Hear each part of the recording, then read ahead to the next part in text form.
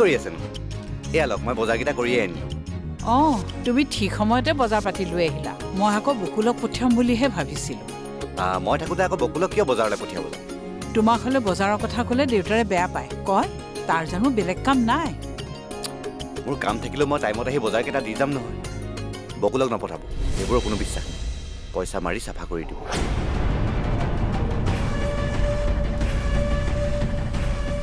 শাক পাচলি দাইল চেনি চব আনিছোঁ ভাল মাছ পাই আধা কেজি লৈ আনিছোঁ পিচকেইটা ডাঙৰ ডাঙৰকৈ কাটিছোঁ 5 পিচ কৰি আনিছোঁ 6 পিচহে কৰিব লাগিছিল আমি মানুহ 3টা নহয় জানো আপোনালোকে 2 পিচকৈ খাব তাক এপিচ দিলেও হ'ব কাম কৰা মানুহক সমানে সমানে খুৱাব নালাগে কাম কৰা মানুহ হ'লেও বকুল এতিয়া আমাৰ একেবাৰে আপোন মানুহ বুজিছা এইবোৰ কথা হিহুনাকৈ কৈ নাথাকিবচোন দেউতা চাকৰক অকণমান চাকৰ হিচাপত ৰাখিব বেছি মৰম কৰিলে যেতিয়া মূৰৰ ওপৰত উঠি নাচিব তেতিয়া গম পাব তুমি দেউতাৰ লগত কথা পাতাচোন দেই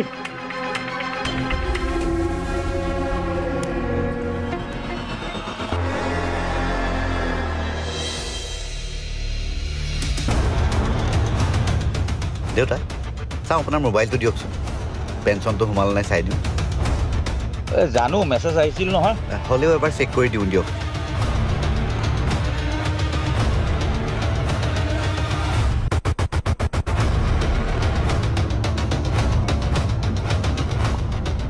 হৈ গ'ল ঠিকে আছে সোমাইছে লওক এইবোৰ ক'তনো কি চাই আছা তুমিহে জানা হেৰা যদিও মই বেংক মেনেজাৰ হিচাপে ৰিটায়াৰ হোৱা মানুহ এই অনলাইন পে'মেণ্টৰ কথা মই একো নাজানো বুজিছা আৰু আমাৰ দিনত এইবোৰ নাছিল নহয় চব বহীতে হৈছিল আমি এটাই জানো বুজিছা ডেবিট হ'লে ৰঙা চিয়াঁহীৰে লিখিব লাগে আৰু ক্ৰেডিট হ'লে নীলা চিয়াঁহীৰে লিখিব লাগে সেইবোৰ কথা আপোনালোকে নজনাই ভাল আৰু অকণমান যদি খেলি মেলি হয় ক'ৰ পইচা গৈ ক'ত সোমাবগৈ কোনো ঠিক নাই গতিকে এইবোৰ মই কৰি দিম দিয়ক আৰু বেলেগক এইবোৰ কথা নজনোৱাই ভাল এনেও বুজিছা পইচা পাতিৰ কথা আনক জনোৱা ভাল নহয় একদম নহয়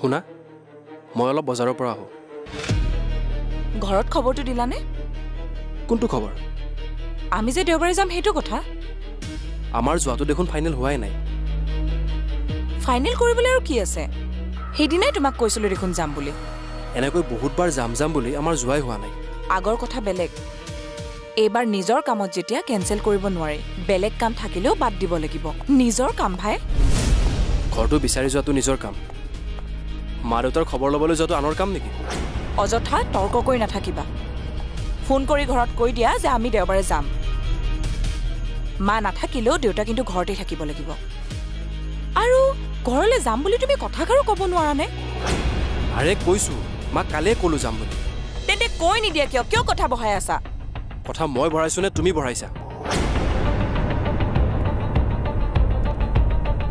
এয়াতো মই একো বহুৱাই নাই ঘৰত পোৱাৰ পিছত গম পাবা যে কথা কিমানলৈকে বাঢ়িব পাৰে বুঢ়া বুঢ়ীক যে মই বৃদ্ধাশ্ৰম পোৱামগৈ তুমিতো গমেই পোৱা নাই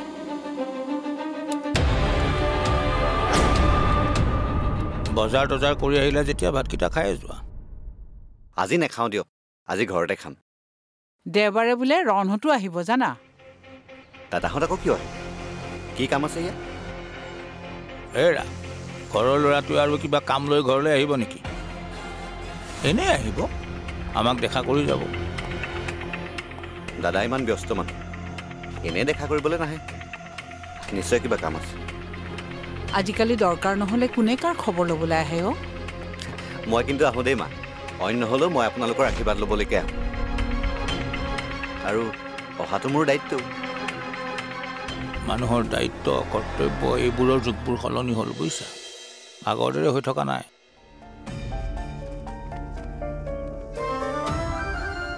তোমাৰ যি দায়িত্ব আছে বুলি ভাবা আমাৰ মাজনীয়ে কিন্তু সেই দায়িত্ববোৰ সেইদৰে নাভাবে তাইৰ দায়িত্বৰ ষ্টাইলবোৰে অলপ বেলেগ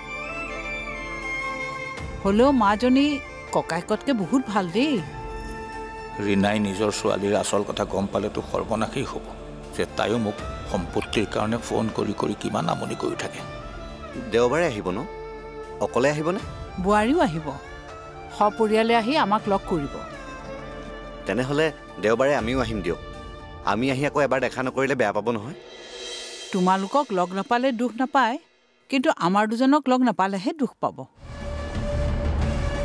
দেউতা মই গৈ থাকোঁ নেকি মা যাওক আপুনি ভাতত লাগকগৈ আহিছোঁ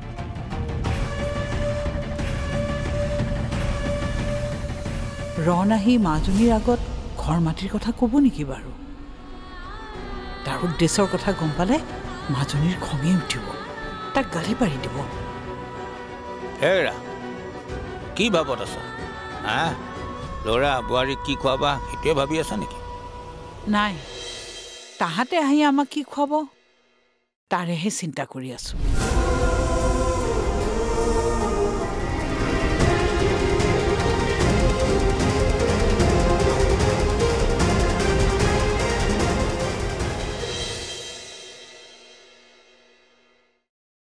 তোমাৰ নিজৰ ঘৰখনলৈ যাবলৈ তুমি কেলেই ইমান অশান্তি পাইছা কোৱাচোন আৰে দাদাহঁত আহিব আৰে মই কোৱাৰ আগতে তুমিহে যাম বুলি ক'ব লাগে সি আহিলে মই গৈ অশান্তি পাওঁ মই ভাল নাপাওঁ তাৰ কথাবোৰ যে মোৰ একেবাৰে ভাল নালাগে তাতে আকৌ সেই বৌ আহিব আৰে সেইকাৰণেতো তুমি যাব লাগে আৰে দুইটাই আহি যদি মা দেউতাক বেলেগ পাঠ পঢ়ায় কোনে জানে সেইটো আৰে তুমি নথকা অৱস্থাত বেলেগ অংকও কৰি দিব পাৰে অংক কৰে সাহিত্য কৰে কৰি থাকক তাতে আমাৰ কি আহে যে তোমাৰ নিচিনা আকৰি নাই দেই আৰে সিহঁতৰ অংকটোত যদি আমাৰ অংকটো পাজল হৈ যায় তেতিয়াহ'লে অংকত তুমিহে চোকা আগতে যিবোৰ অংক কৰিব লাগে কৰিয়ে থৈছা এই অংকবোৰ দাদাই গম পাই বুলিহে তুমি যাবলৈ তৎ নোপোৱা কৰিছা ঠিক আছে ময়ো যাম আৰু তুমিও যাব লাগিব আৰু তাত যদি কিবা উল্টা পুল্টা কথা দাদা আৰু বৌয়ে কয় তুমিও মাত মাতিব লাগিব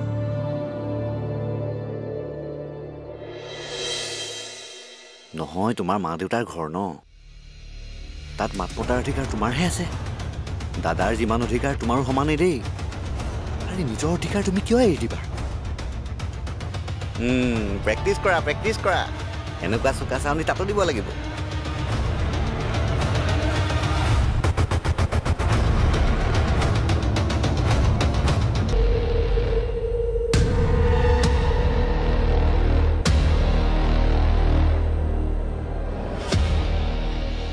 তোমালোকে যে সেই বিস্কুট ফেক্টৰীৰ কথা ভাবি আছা আৰু লাভৰ অংকটো কৰি আছা ঠিকে আছে বাৰু কিন্তু আমাৰ কথাটো এবাৰ ভাবি চাইছানে ভাবিছোতো আপোনালোক দুজনৰ কাৰণে জাষ্ট এটা ৰুম কিচেন এটা আৰু লেট্ৰিন বাথৰুম হ'লে হ'ল বাকী ইমান ডাঙৰ ঘৰৰ কেম্পাছটো দুজনৰ কাৰণে মিছ ইউজ কৰি থকা নিচিনাহে হৈছে আমাৰ ঘৰ আমাৰ কেম্পাছ আমি ঘৰটো মিছ ইউজহে কৰিলোঁ বোৱাৰী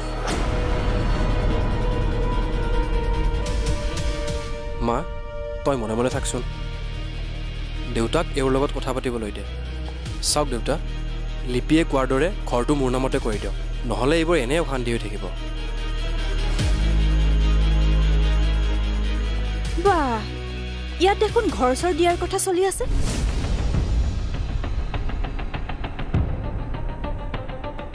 আৰু কি কলি তই তোৰ নামত ঘৰ নিদিলে তই অশান্তি কৰিবি কি অশান্তি কৰিবি চাওচোন কৰ আমি বৰ বেয়া সময়ত আহিলোঁ নেকি বাপেক পুতেকৰ মাজত মাটি বাৰীৰ কথা চলি আছে আমি পাছত আহিম নহ'লে যাওঁ বোলা এইবোৰত নোসোমাওঁ নেকি কিয় নোসোমাম বাপেক পুতেকৰ মাজত ঘৰ মাটিৰ আলোচনা চলি থাকিব আৰু জীয়েক নাথাকিব আৰু দেউতা আপুনি মোক খবৰ নিদিয়াকৈ দাদাক ঘৰ মাটি দিয়াৰ কথা কৈছে যে ৰশ্মি বিয়া হোৱা ছোৱালী এইবোৰ কথা নোসোমাই নহয় মই জানো নিজৰ দেউতাৰ পৰা প্ৰপাৰ্টি বিচাৰিছোঁ কিন্তু শহুৰৰ প্ৰপাৰ্টি ঠিকে হাত কৰিব বিচাৰিছা এটা কথা কিন্তু দেউতা এই ঘৰ সম্পত্তি ভাগ মোকো সমানেই লাগিব নহ'লে দাদাই কি অশান্তি কৰিব তাতকৈ বেছি অশান্তি মই কৰিম কি কৰিবা হে তুমি কি কৰিবা অ' বৌ আপুনি তেনেকৈ কিয় কৈছে ৰশ্মিৰ অশান্তিখিনি আপুনি দেখা নাই কাৰণে তেনেকৈ ভাবিছে তাই যেতিয়া খং উঠে যিমান অশান্তি কৰে নহয় মই সাক্ষী আছোঁ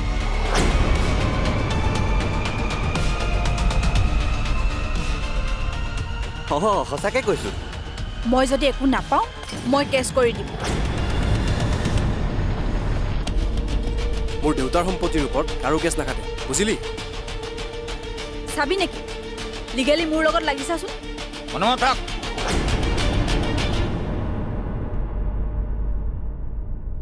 মাটিখিনিৰ কাৰণে তহঁতৰ ককাই ভনী মাৰ বাপেৰ এইবোৰ সকলো সম্পৰ্ক পাহৰি গলি। হা আমাতকৈ তহঁতৰ কাৰণে বিস্কুটৰ কাৰখানা, খোৱাপানীৰ ফেক্টৰী, এইবোৰ ডাঙৰ হ'ল। খোৱাপানী কাৰখানাৰ কথা কোনে ক'লে? নহয়, এওঁ মানে দেউতাক কৈছিলে যে ইয়াতে এটা মিনাৰেল ৱাটাৰ ফেক্টৰী বহাব পাৰিলে ভাল হ'ব, ভাল চলিবও নে কি কয়? পানীয়ে প্ৰাণ দিয়কচোন। কিন্তু মই নিদিওঁ, কোনো কাৰখানাই খুলিবলৈ নিদিওঁ। এই ঘৰটো মই ফেক্টৰী খুলিবলৈ বনোৱা নাছিলোঁ নহয়। এই ঘৰটো মোৰ পৰিয়ালৰ আশ্ৰয় হিচাপে বনাইছিলোঁ। তহঁত এটাকো মই এইবোৰ নিদিওঁ। এছৰ পৰা ইটাও তহঁতে আশা নকৰিবি। তহঁত যাব পাৰ।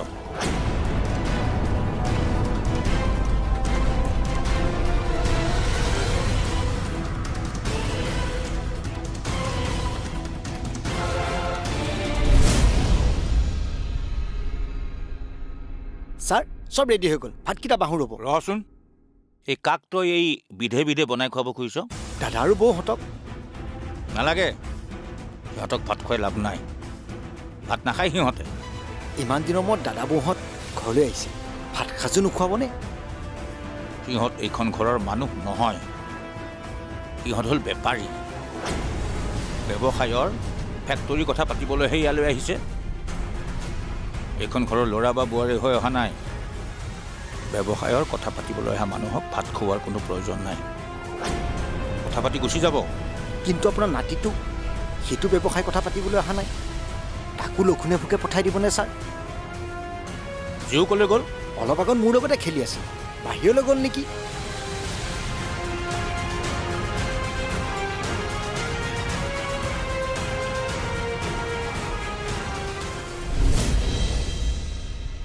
ছাৰেনো কম দুখত ইহঁতক ভাত দিব নালাগে বুলি কৈছেনে? নিজৰ পুতেক জীয়েকহঁতে এনেকৈ দুখ দিব নাপায় দেই।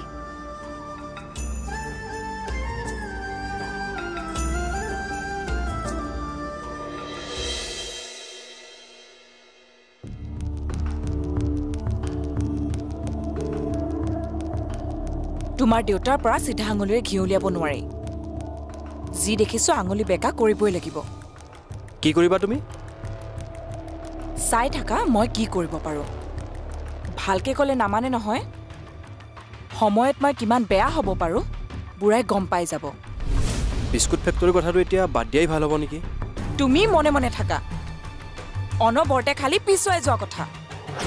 জীৱনত অলপতো আগুৱাই যোৱা কথা চিন্তা কৰা। অকল মা দেউতাৰ কথা চিন্তা কৰি থাকিলে নহ'ব নহয়। জীউৰ ভৱিষ্যতৰ কথাটো চিন্তা কৰিব লাগিব। ঘৰটো আমাক দিলে মা দেউতাৰ জানো প্ৰব্লেম নহ'ব? প্ৰব্লেম এতিয়াহে ক্ৰিয়েট কৰিম। এতিয়াতো তেওঁলোকৰ কাৰণে ৰুম এটাও নাৰাখোঁ। তোমাৰ মা দেউতাক কেনেকৈ বৃদ্ধাশ্ৰমলৈ পঠিয়াব লাগে তুমি চাই থাকা। পুতেকৰ কাৰণে চিন্তা নকৰা মাক দেউতাকৰ কাৰণে বোৱাৰীকেও চিন্তা নকৰে। ঘৰটোতো মোক লাগিবই।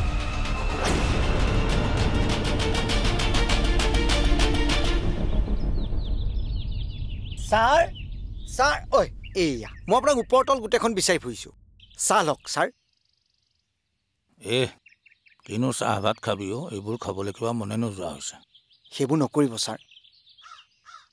খাবলৈ মন নকৰিলে আপোনালোক দুজন দেখোন দুৰ্বল হৈ বিচনাত পৰিব।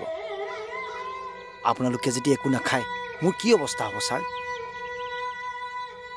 এই বাইদেউৰে কিবা খালেনে? বাইদেউ দেখোন ৰুমৰ পৰা ওলোৱাই নাই। ঘৰখনত ভাল অশান্তিখন হৈছে দেই। কাৰো মাত বোলো নাই, খোৱা বোৱাও নাই। এনেকৈ হ'লে কিন্তু মই ইয়াত থাকিব নোৱাৰোঁ। হা, তয়ো আমাক এৰি যাবি নেকি? তই যদি এৰি যাওঁ আমিনো কাৰ লগত থাকিম? মই আপোনাৰ আৰু বাইদেউৰ মনৰ অৱস্থাটো বুজি পাইছোঁ ছাৰ। এটা কাম কৰক নহ'লে ছাৰ, কাক কি লাগে দি দিয়ক সিহঁতো খুচ আপোনালোকৰো শান্তি হ'ব নহয় অ' মই কষ্টেৰে অৰ্জাই এই ঘৰটো এই মাটিখিনি কাৰোবাৰ উচ্চাকাংক্ষাৰ বাবে ভাগ ভাগ কৰিব নোৱাৰোঁ বকুল ৰাখি থৈনো কি লাভ হ'ব যদি শান্তিত সেই ঘৰটোত থাকিবই নোৱাৰে তেনেকুৱা ঘৰ জানো কিবা মূল্য আছে একো মূল্য নাই এইবোৰ মোৰ এনেকুৱা লাগিছে যেন ঘৰ সম্পত্তি এইবোৰে মানুহক শান্তি দিব নোৱাৰে কিহৰ কাৰণে হা কিহৰ কাৰণে এইবোৰ বনালোঁ ঘৰটো বনাবৰ কাৰণে মাটিখিনি ল'বৰ কাৰণে নিজৰ বিবেকটোকো বিক্ৰী কৰিছোঁ জাননে ছাৰ আপোনালোকৰ কাৰণে ৰুম এটা ৰাখি বাকীখিনি দিয়ে দিয়ক এনেকৈ দুইজনে কিবা মঞ্চন মাৰি সোমাই থাকিলে ভাল নালাগে আমি জীয়াই থাকোঁতেই ল'ৰা ছোৱালীৰ সম্পত্তিক লৈ টনা আজোৰা আমি মৰাৰ পাছত যে ক'ত কি হ'ব একো ঠিক নাই একো ঠিক নাই